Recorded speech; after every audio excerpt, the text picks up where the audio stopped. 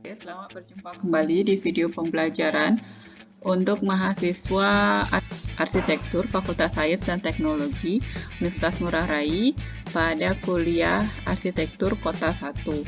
Jadi setelah minggu lalu kita membahas mengenai teori figure ground, kali ini kita akan membahas soal teori lain dalam perancangan perkotaan, yaitu teori linkage.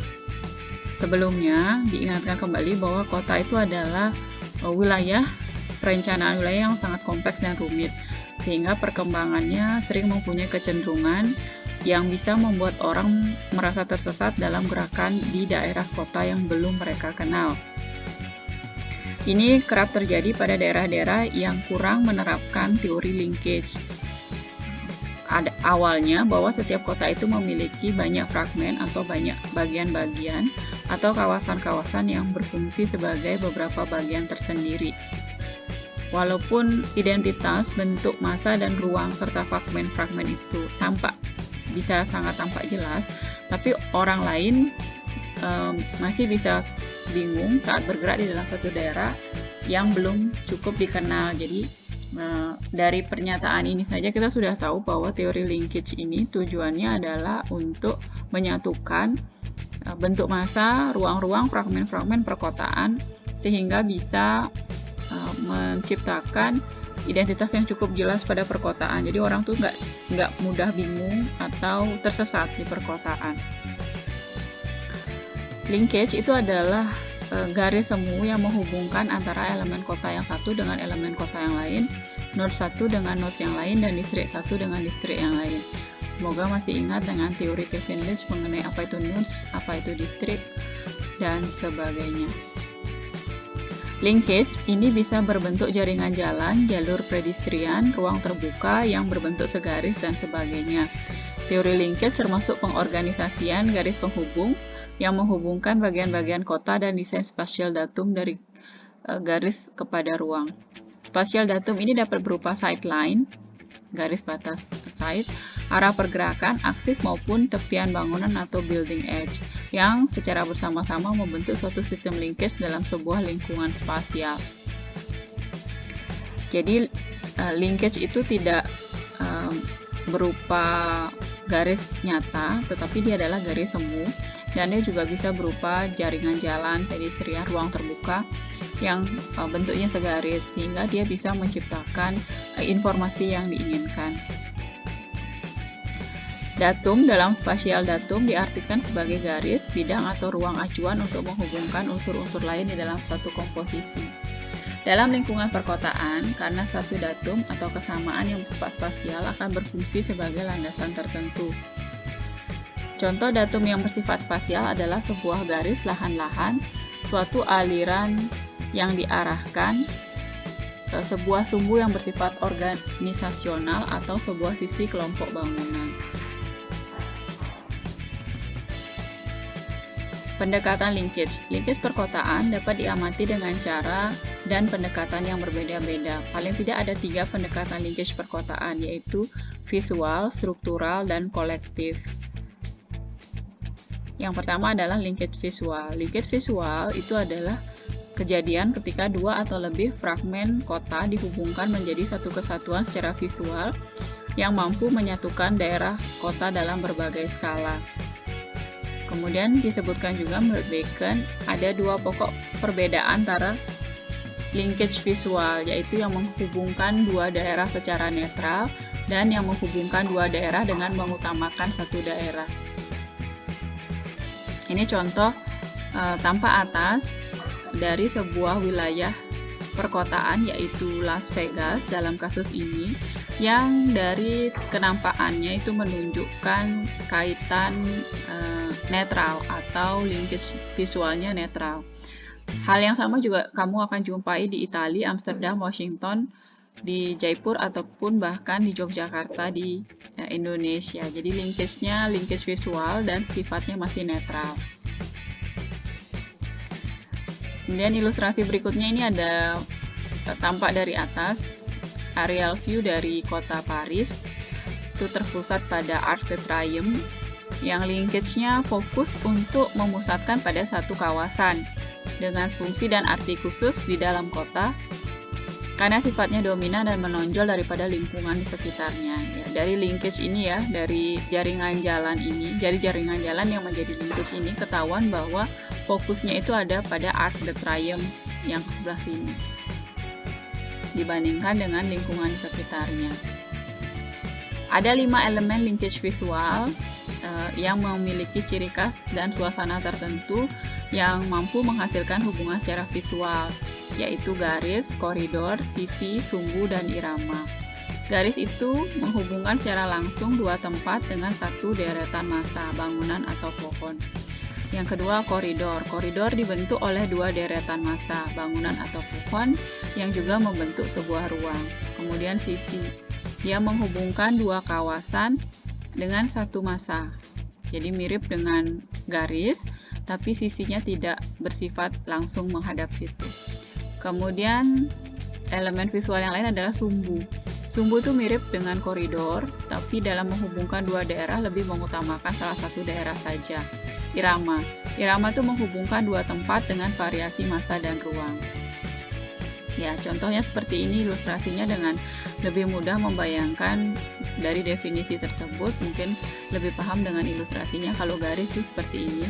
Jadi kita bisa membayangkan bahwa linkage visual yang digunakan di sini adalah pepohonan ya, contohnya seperti itu. Kemudian koridor, sisi satu sisi saja, kemudian berirama, dan sumbu atau aksis.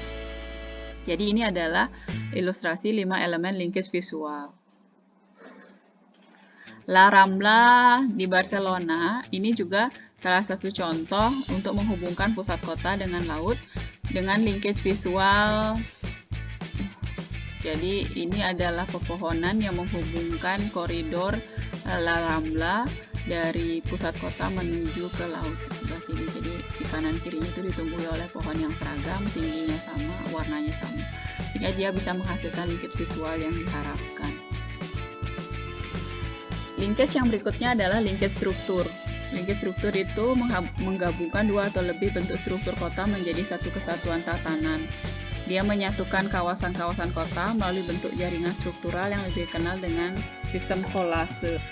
Tidak setiap kawasan memiliki arti struktural yang sama, dan cara-cara untuk menghubungkannya juga bisa berbeda-beda setiap kawasan. Misalnya di sini di Manhattan di New York, dia punya kekuatan linkage struktural yang sangat kuat. Berbeda dengan Arc de Triomphe atau di Las Vegas tadi atau La Rambla. Kalau di Manhattan ini sistem gridnya kelihatan ya, ini yang hitam putih ini adalah aerial view dari kota Manhattan.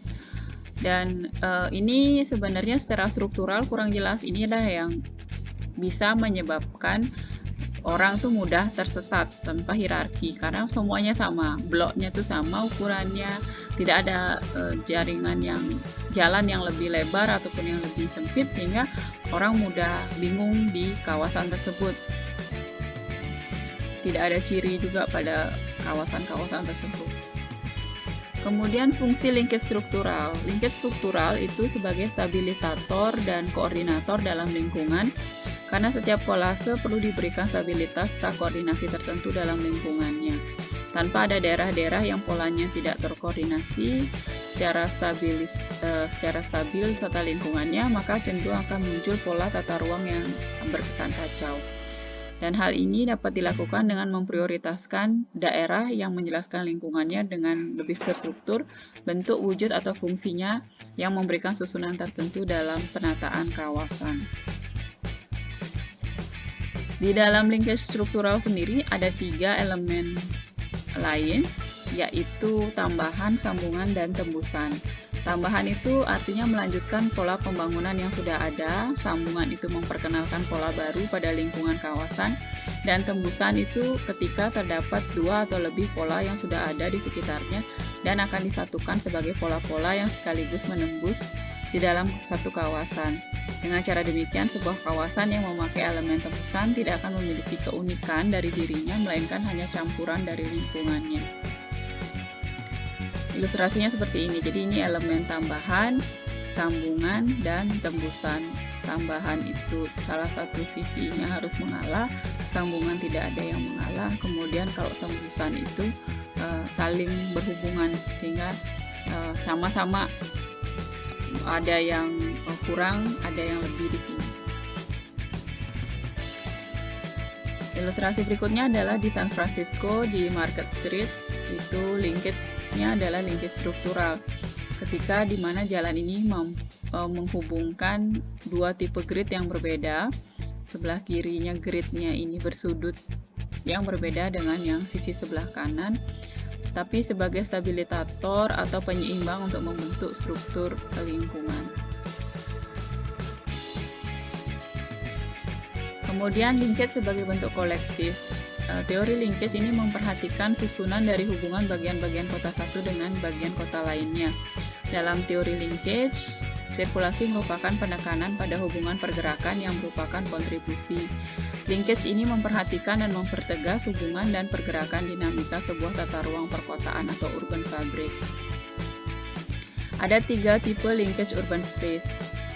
Menurut Fumihiko Maki, linkage itu adalah upaya untuk merekatkan kota secara sederhana, yaitu sebagai bentuk upaya untuk mempersatukan seluruh tingkatan kegiatan yang menghasilkan bentuk fisik kota.